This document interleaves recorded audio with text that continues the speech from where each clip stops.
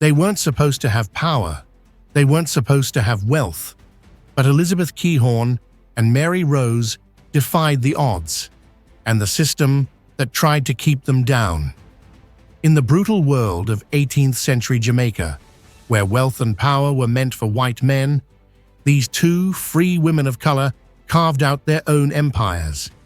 Elizabeth Keyhorne, once possibly enslaved, became a wealthy landowner in Kingston by 1713, even ensuring her son learned a skilled trade to secure his future.